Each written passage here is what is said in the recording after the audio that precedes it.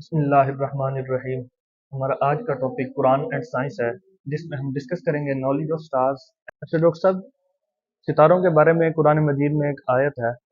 بسم اللہ الرحمن الرحیم، وَإِذَا النُّجُومُ طُمِسَتْ، اور جب ستارے بے نور کر دیے جائیں گے۔ تو ہم جب دیکھتے ہیں ستارے تو ہمیشہ چمکتے ہوئے نظر آتے ہیں، تو اس بارے میں سائنس کیا ایکسپلین کرتی ہے؟ سب سے پہلے اس میں ہمیں اسٹارز کو دیکھنا ہوگا۔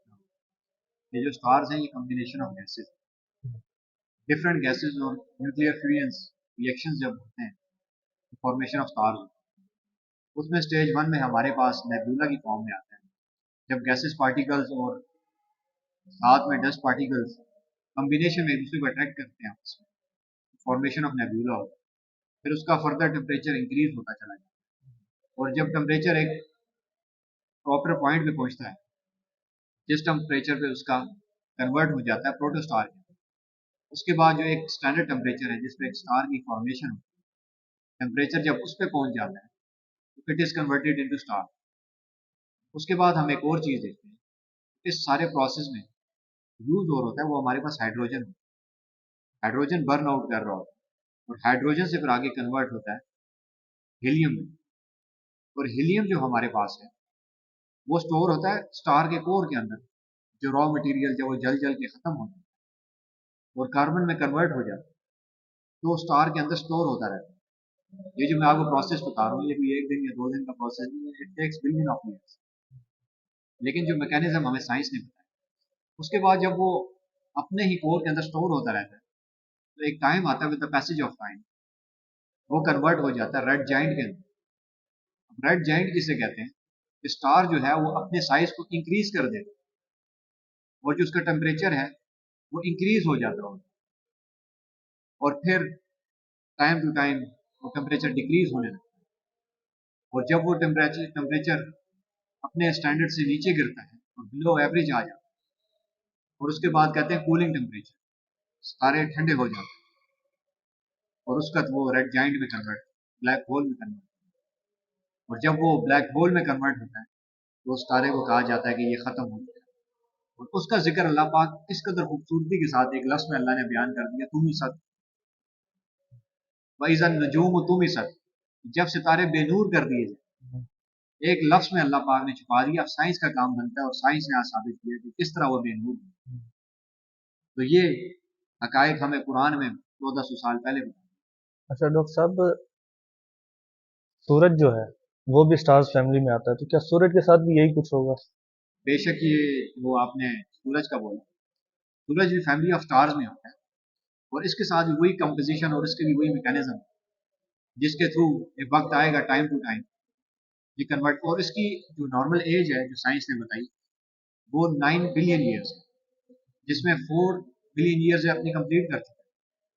اور جو ریمیننگ 5 بلین ایئرز ہے وہ رہ گئی سورج کی ہاف لائف، اور جیسے ہی وہ ختم ہوتے چلے جائیں گے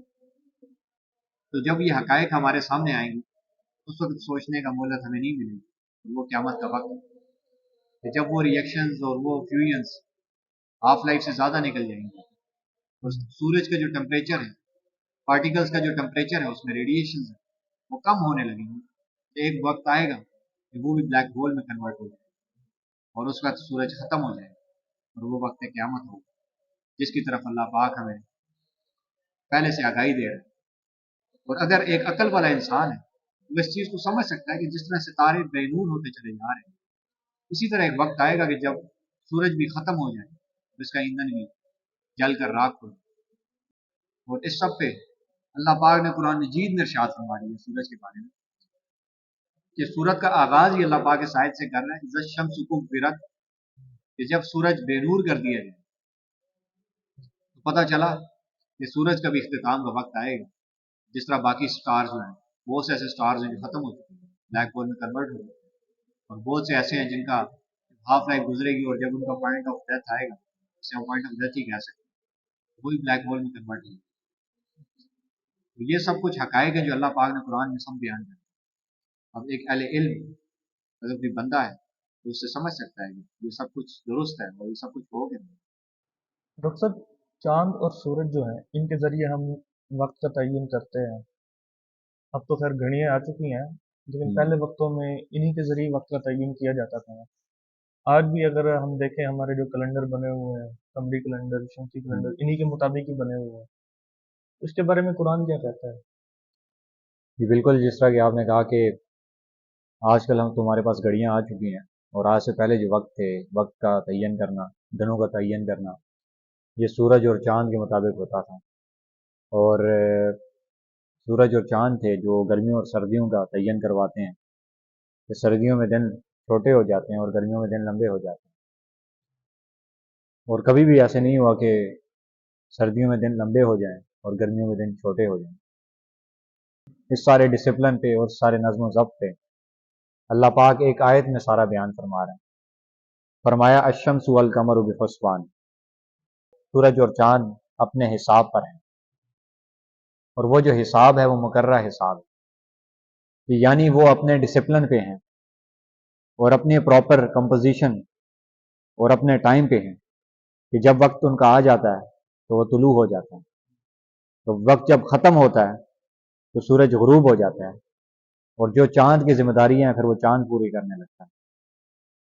اور آپ ایک اور چیز دیکھیں کہ چاند کو جب ہم دیکھتے ہیں تو پہلی رات کو جو چاند ہے وہ باریک ناخن جیسا ہوتا ہے،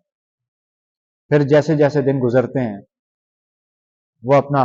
سائز انکریز کرتا چلا جاتا ہے، اور اس کی روشنی میں آپ دیکھیں گے دن بدن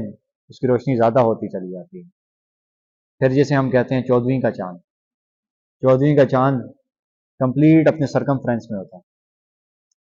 اور ایک اور چیز بھی آپ دیکھیں گے کہ 14ویں کا جو چاند ہوتا ہے وہ سب سے زیادہ چمک رہا ہوتا ہے۔ اس کے بعد ہر اگلے آنے والے دن میں اس کی جو روشنی ہے وہ کم ہونے لگتی ہے، اور شروع کے دنوں کا جو چاند ہوتا ہے وہ جلدی طلوع ہوتا ہے اور دیر کے ساتھ غروب ہوتا ہے۔ لیکن جب 14ویں کے چاند کے بعد ہر اگلے دن کا آنے والا چاند جو ہے وہ دیر کے ساتھ طلوع ہوتا ہے، تو اس کے بعد جلدی غروب ہو جاتا ہے، اور اس کی روشنی کم ہونے لگتی ہے، یہاں تک کہ کم سے کم ہوتی چلی جاتی ہے۔ اور یہی ایک پروسیس ہے اور یہی ڈسپلن ہے جو چلتا آ رہا ہے۔ اور اسی سے یہ سورج ہو گیا، یہ چاند ہو گیا، یہی وقت کا تعین کروایا کرتے تھے پچھلے دوروں میں اور وقتوں میں۔ تو اللہ پاک کس قدر خوبصورتی سے بیان کر رہا ہے چاند کی کمپوزیشن کو، وَالْقَمَرُ قَدَّرْنَاهُ مَنَازِلَ حَتَّىٰ عَادَ كَالْعُرْجُونِ الْقَدِيمِ، اور چاند جو اپنے مقررہ حساب کے مطابق ہے یہاں تک کہ وہ دوبارہ خوش ٹہنی کی طرح ہو جاتا ہے۔ اور یہاں پہ جو اللہ پاک نے خوش بوسیدہ ٹہنی کا ذکر کیا، اس سے مراد وہ ناخن جیسا چاند ہے جو پہلی کو ہمیں آفتاب دنیا پہ نظر آتا ہے، تو بالکل باریک ہوتا ہے، اور اللہ پاک نے اس کو پرانے بوسیدہ ٹہنی کے ساتھ ذکر کیا اور اس کے ساتھ اس کو تشبیہ دی۔ تو پتہ چلا کہ دنوں کا تعین ہو یا زمانوں کا تعین ہو یا وقت کا تعین ہو، ہر چیز کا ذکر ہمیں قرآن سے ملے۔ یہ نہیں کہ ایک ہی چیز پہ اللہ پاک نے ہزاروں آیتیں نازل کر دی ہیں، نہیں، بلکہ اس قدر خوش اسلوبی ہے اور اس قدر فصاحت و بلاغت ہے اور اس قدر خوبصورتی ہے کہ جز بتا کے کل بیان کر دیا، اور فرمایا عقل والوں کے لیے نشانیاں ہیں، اب خود غور و فکر کرو، اور جتنا غور و فکر کرتے چلے جاؤ گے راز دنیا کے تم پہ کھلتے چلے جائیں گے، اور تمہیں پتہ چلتا رہے گا ہر راز پہ کہ اس کا ذکر تو قرآن میں موجود ہے،